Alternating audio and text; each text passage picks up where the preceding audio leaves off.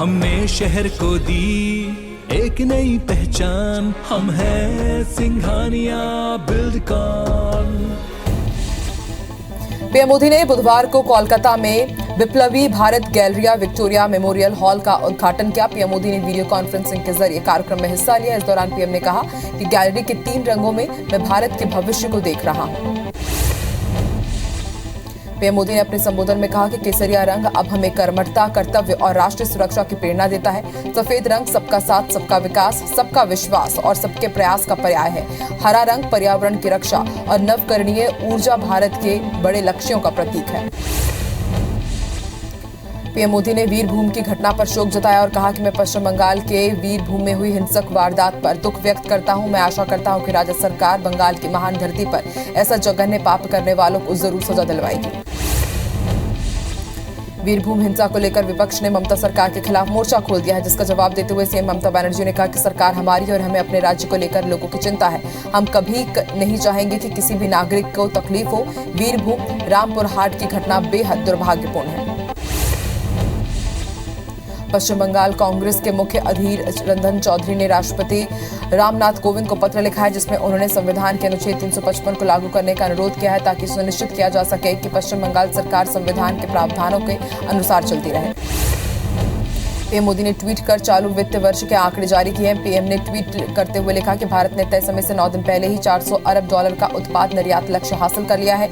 ये पहला मौका है जब देश ने $400 अरब का उत्पाद निर्यात किया है। पीएम ने ट्वीट में लिखा कि चालू वित्तीय वर्ष में भारत का निर्यात 37% बढ़कर $400 अरब पर पहुंच गया है। वित्तीय वर्ष साल 2020-21 में ये $292 अरब रहा है। पीएम ने कहा कि देश को आत्मनिर्भर बनाने में ये एक अहम पड़ाव है। आज पुष्कर सिंह धामी ने उत्तराखंड के मुख्यमंत्री पद की शपथ ली। कार्यक्रम में पीएम मोदी, उत्तर प्रदेश के सीएम योगी आदित्यनाथ, मध्य प्रदेश के सीएम शिवराज सिंह चौहान, केंद्रीय मंत्री नितिन गडकरी और रक्षा मंत्री राजनाथ सिंह भी शामिल हुए। कल यानी गुरुवार को शाम 4 बजे लखनऊ में बीजेपी के विधायक दल की बैठक बुलाई गई। इस बैठक में मंत्रिमंडल के नामों को अंतिम रूप दिया जाएगा। बैठक में अमित शाह, रघुवर दास भी मौजूद रहेंगे। बैठक के दौरान ही योगी आदित्यनाथ को विधानमंडल दल का नेता चुना जाएगा। पूर्व वित्त मंत्री पी चिदंबरम और उनके बेटे कार्ति चिदंबरम को कोर्ट से बड़ी राहत मिली है। एयरसेल मैक्सिस मामले में दिल्ली कोर्ट ने उनके और उनके बेटे को नियमित जमानत दे दी है। इससे पहले दोनों ही इस मामले में अग्रिम जमानत पर थे। हैदराबाद में कबाड़ के गोदाम में आग लगने से बड़ा हादसा हो गया। हादसे के बाद बिहार के 11 मजदूरों की मौत हो गई। जानकारी के अनुसार घटना के समय सभी गोदाम के अंदर सो रहे थे। भीषण आग के कारण एक दीवार गिर गई, जिससे वहां फंसे लोग बाहर नहीं निकल पाए। उत्तर प्रदेश के कुशीनगर में कथित रूप से टॉफी खाने से 4 बच्चों की मौत हो गई। गोरखपुर जोन के एडीजी अखिल कुमार ने बताया कि टॉफी खाने से 4 बच्चों की मौत हुई। ऐसा लग रहा है कि पॉलीथीन में टॉफियां भरकर किसी ने फेंका था। फिलहाल मामले की जांच जारी है। दिल्ली के India international centre Lodhi state में 2 लाशें मिली है। दोनों डेड बॉडी एक नाले से मिली है। डीसीपी नई दिल्ली के मुताबिक ये हत्या का मामला लग रहा है। एफआईआर दर्ज कर ली गई है। मामले की जांच जारी है। देश में पेट्रोल डीजल की कीमतों में लगातार दूसरे दिन इजाफा हुआ है। आज सरकारी तेल कंपनी ने 80 पैसे प्रति लीटर पेट्रोल डीजल के दामों में बढ़ोतरी की है। राजधानी दिल्ली में आज पेट्रोल की कीमत 97 रुपए 1 पैसे प्रति लीटर और डीजल की कीमत 88 रुपए 27 पैसे प्रति लीटर हो गई है। लगातार दूसरे दिन पेट्रोल और डीजल की कीमतों में बढ़ोतरी के बाद कांग्रेस मोदी सरकार पर हमलावर हो गई है। कांग्रेस के वरिष्ठ नेता रणदीप सुरजेवाला ने सरकार पर तीखा प्रहार करते हुए कहा कि जन लूट योजना जारी है। मध्यम वर्ग, नौकरी पेशा को तो रोज लूटना अब सरकार का धर्म है। कोरोना के घटते मामलों के बीच केंद्र सरकार ने बड़ा फैसला लिया है। सरकार ने 31 मार्च से तमाम कोविड प्रतिबंध हटाने का फैसला किया है। हालांकि फेस मास्क और 2 गज की दूरी का नियम बरकरार रहेगा। भारत ने अंडमान और निकोबार से सतह पर मार करने वाली ब्रह्मोस सुपरसोनिक क्रूज मिसाइल का सफल परीक्षण किया है। रक्षा अधिकारी ने जानकारी दी कि मिसाइल ने अपने लक्ष्य को सटीक तरीके से निशाना बनाया। इस मिसाइल परीक्षण को देखने के लिए air chief marshal BR Chaudhary और अन्य रक्षा अधिकारी भी मौजूद रहे। जम्मू कश्मीर के श्रीनगर में एशिया के सबसे बड़े ट्यूलिप गार्डन को आज से लोगों के लिए खोल दिया गया है। जम्मू कश्मीर के मुख्य सचिव अरुण मेहता ने ट्यूलिप गार्डन का उद्घाटन किया। लंबे समय बाद बड़ी संख्या में पर्यटक गार्डन पहुंच रहे हैं। दिल्ली में आज विदेश मंत्री एस जयशंकर ने ग्रीस की विदेश मंत्री निकोस डोंडियास से हैदराबाद हाउस में मुलाकात की और प्रतिनिधिमंडल स्तर की वार्ता की। इस दौरान भारत और ग्रीस के बीच समझौते हुए। विदेश मंत्री जयशंकर और ग्रीस के विदेश मंत्री ने कई समझौतों पर हस्ताक्षर किए। यूक्रेन के नेताओं ने रूस पर आम नागरिकों को बंधक बनाने का आरोप लगाया है। यूक्रेन का कहना है कि रूस ने एक मानवीय सहायता काफिले को रोककर 15 बचाव कर्मियों और चालकों को बंदी बना लिया है, जो मोरियोपोल में खाने की तलाश में भटक रहे थे। यूक्रेन के राष्ट्रपति जेलेंस्की ने बताया कि शहर में लगभग 1 लाख लोग अभी अमानवीय परिस्थिति में भटक रहे हैं, जो नाकेबंदी के कारण भोजन, पानी, दवा के बगैर और लगातार गोलीबारी के बीच रह रहे हैं। ब्रिटेन में यूक्रेन के राजदूत ने ब्रिटेन से लंबी दूरी के एंटी टैंक हथियारों की मांग की है। उन्होंने कहा कि अगर रूस की सेना से उन्हें मुकाबला करना है तो उसे और ताकतवर हथियार की जरूरत होगी। पोलैंड ने जासूसी के आरोपों में घिरे 45 रूसी डिप्लोमेट को निकालने का फैसला किया है। पोलैंड के आंतरिक सुरक्षा और जासूसी विरोधी सेवा ABW ने 45 रूसी राजनयिकों की संदिग्ध जासूसी के रूप में पहचान की है। सीएम शिवराज सिंह चौहान की चौथी पारी के 2 साल पूरे हो गए। इस मौके पर बीजेपी ने भोपाल में लोक कल्याण दिवस कार्यक्रम का आयोजन किया, जिसमें बीजेपी प्रदेश अध्यक्ष वीडी शर्मा, विश्वास सारंग समेत कई पदाधिकारी मौजूद रहे। लोगों को संबोधित करते हुए सीएम शिवराज सिंह चौहान ने कहा कि जब कोरोना फैल रहा था तब रात 8 बजे मैंने मुख्यमंत्री की शपथ लेकर वल्लभ भवन में अधिकारियों की बैठक की। बीजेपी की पहली प्राथमिकता है रोटी, कपड़ा, मकान, रोजगार और दवाई। सीएम शिवराज सिंह चौहान ने राज्य सामान्य वर्ग कल्याण आयोग की 2 दिवसीय कार्यशाला का उद्घाटन किया। इस दौरान चिंता जाहिर करते हुए उन्होंने कहा कि हमारी सबसे बड़ी ड्यूटी भारत किसी भी कीमत पर नहीं बंटना चाहिए ये होगी, और उन्होंने आरोप लगाया कि विदेशों से फंडिंग पा रहे लोग हिंसा फैला रहे हैं। मध्य प्रदेश की शिवराज सरकार ने 14 साल पुरानी लाडली लक्ष्मी योजना का विस्तार किया है। प्रदेश में लाडली लक्ष्मी योजना 2.0 शुरू हो गई है। मिशन 2023 को फतह करने के लिए लाडली लक्ष्मी योजना पार्ट 2 लॉन्च किया गया है। इस योजना के तहत लड़कियों को कॉलेज में भर्ती होने पर 25,000 रुपए की स्कॉलरशिप दी जाएगी। बीजेपी सरकार ने 2 साल पर मध्य प्रदेश के प्रदेशाध्यक्ष वीडी शर्मा ने कहा है कि मध्य प्रदेश 2 सालों से लगातार स्वर्णिम मध्य प्रदेश बन रहा है। मध्य प्रदेश सरकार ने आत्मनिर्भर राज्य बनने के लिए सबसे पहले प्रयास किए, जिसके कारण प्रदेश सर्वाधिक विकास दर्ज करने वाले राज्यों में शामिल है। मध्य प्रदेश की कांग्रेस सरकार के तख्तापलट के बाद शिवराज सरकार के आज 2 साल पूरे हो गए हैं। अब सीएम शिवराज की छवि बुलडोजर वाले मामा की बनती जा रही है। बीजेपी विधायक रामेश्वर शर्मा ने शिवराज के स्वागत में बुलडोजर परेड करवाई। बीजेपी एमएलए रामेश्वर शर्मा की बुलडोजर परेड पर पीसी शर्मा ने पलटवार किया। उन्होंने कहा कि बीजेपी असल मुद्दों से भटकाने के लिए इस तरह के इवेंट कर रही है, कोई महंगाई के खिलाफ आवाज नहीं उठा रहा है। साथ ही पीसी शर्मा ने कहा कि वो और कांग्रेस हर अन्याय के खिलाफ बुलडोजर के सामने खड़े दिखेंगे।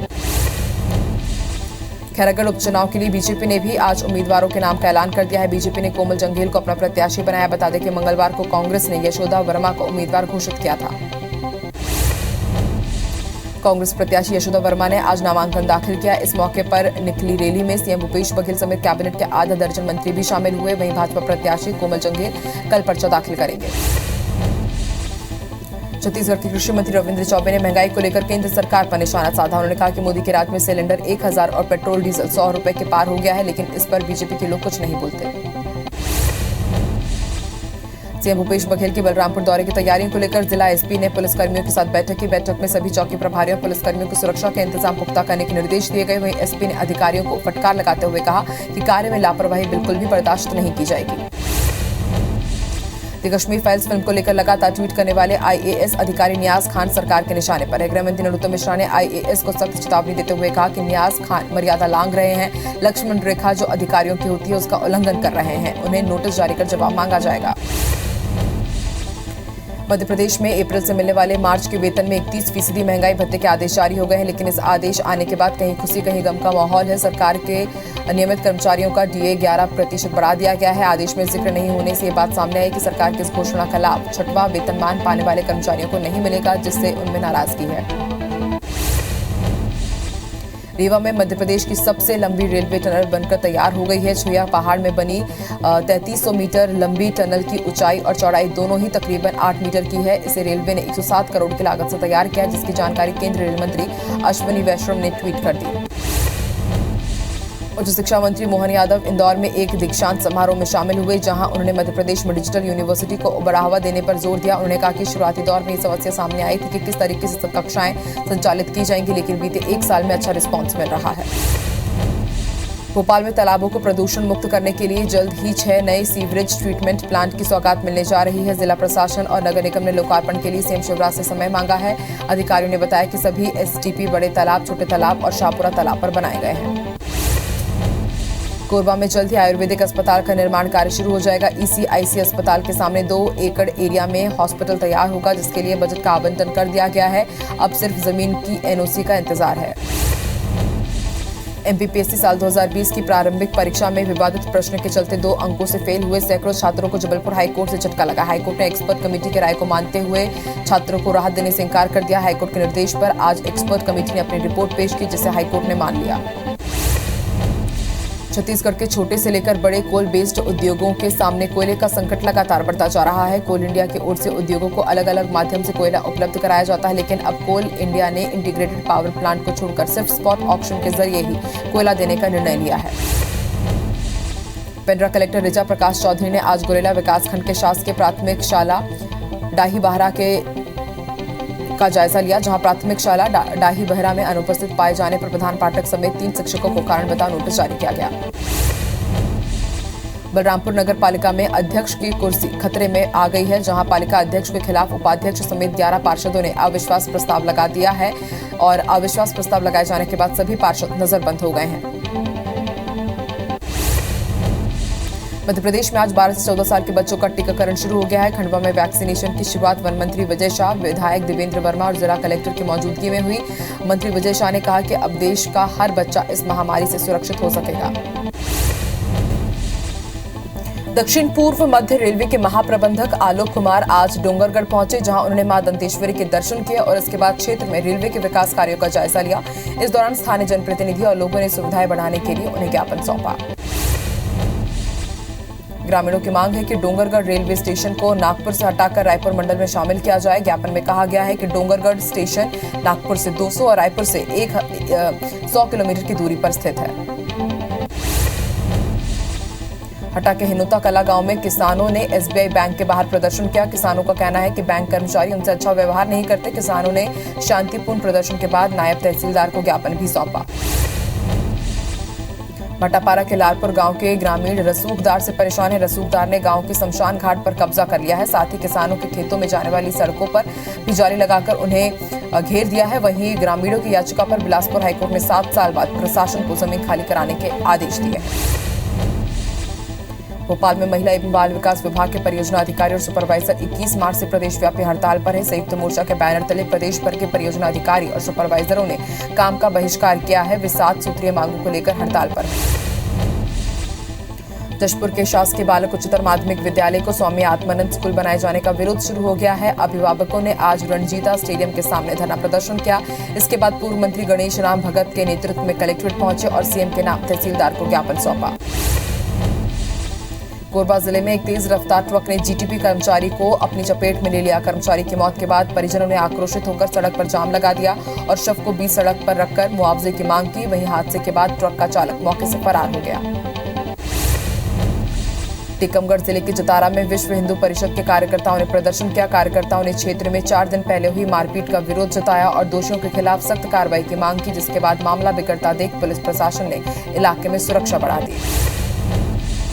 ग्वालियर के मुरार थाना क्षेत्र में निर्माणाधीन शराब की दुकान और अहाता का जमकर विरोध हो रहा है। आज पूर्व विधायक मुन्नालाल गोयल भी स्थानीय नागरिकों के साथ आंदोलन में पहुंचे, शराब दुकान खोलने का विरोध किया। वहीं मौके पर पहुंचे तहसीलदार और पुलिस अधिकारियों ने भी जल्द हल निकालने का आश्वासन दिया। पन्ना में बीजेपी की गुनौर ब्लॉक की वरिष्ठ नेता अमिता बाघरी ने थाने में एक FIR दर्ज कराई है, जिसमें उन्होंने एक आरोपी पर छेड़छाड़ का आरोप लगाया है। वहीं घटना की जानकारी पर बड़ी संख्या में बीजेपी के नेता कोतवाली थाने पहुंचे और आरोपी के खिलाफ कई धाराओं में मामला दर्ज कराया। बेनामी संपत्ति मामले में EOW के शिकंजे में फंसे जबलपुर मेडिकल विश्वविद्यालय के प्रोफेसर दंपति फरार हैं। EOW के मुताबिक प्रोफेसर दंपति के 2 मासूम बच्चे होने से उन्हें पहले गिरफ्तार नहीं किया गया था। उन्हें बयान दर्ज कराने के लिए दोबारा EOW ऑफिस बुलाया गया, लेकिन वो फरार हो गए।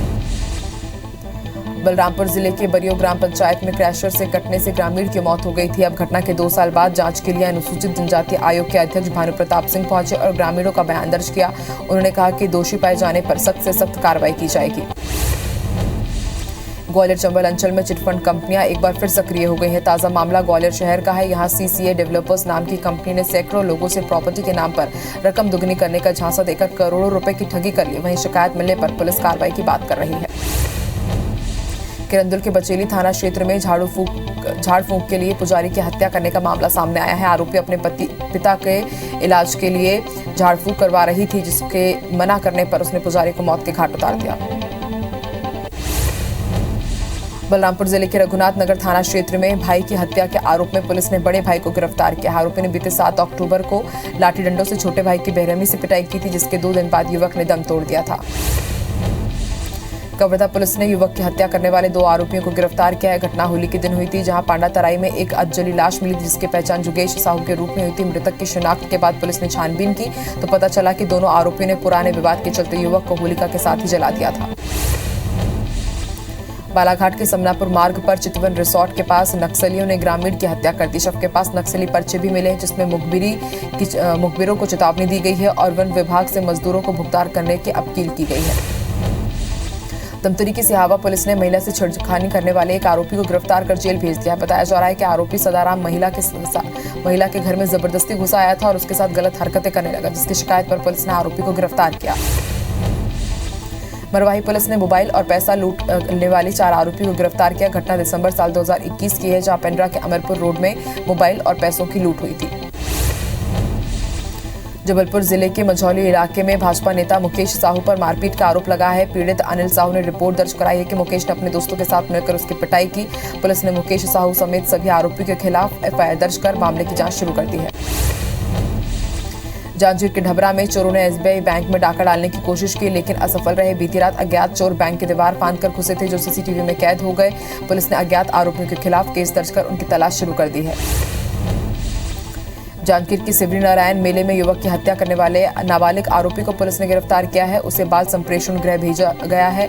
बताया जा रहा है कि आरोपी ने मेले से 27 फरवरी को खरौद के युवक शिवराज देवांगन की चाकू गोदकर हत्या कर दी थी। कटनी जिला अस्पताल में 10 ऐसे युवक पहुंचे जो आर्मी की भर्ती के लिए अपना मेडिकल सर्टिफिकेट बनवाना चाह रहे थे, लेकिन जिला अस्पताल के डॉक्टरों द्वारा इन युवाओं को एक काउंटर से दूसरे काउंटर पर भेजा गया और अंत में युवक सर्टिफिकेट बनवा नहीं पाए। बाद में युवकों ने इसकी शिकायत सीएम हेल्पलाइन नंबर में की। हाईकोर्ट ने जबलपुर के फेमस पर्यटन स्थल भेड़ाघाट में अतिक्रमण की समस्या पर गंभीरता दिखाई है। जबलपुर हाईकोर्ट ने मामले में राज्य सरकार, नगरीय प्रशासन विभाग के प्रमुख सचिव, कलेक्टर, एसपी और भेड़ाघाट नगर पंचायत को नोटिस जारी किया है, जवाब मांगा है। जशपुर जिले में हाथियों के दल ने 3 क्षेत्रों के 4 घरों और एक सरकारी सामुदायिक भवन को नुकसान पहुंचाया। दरअसल जंगलों से लगे गांव में वन विभाग से सतर्कता की कोई भी सूचना नहीं मिल रही थी। वहीं ग्रामीण हाथियों की आमद से डरे हुए हैं। बता दें कि वनकर्मी 21 मार्च से हड़ताल पर हैं।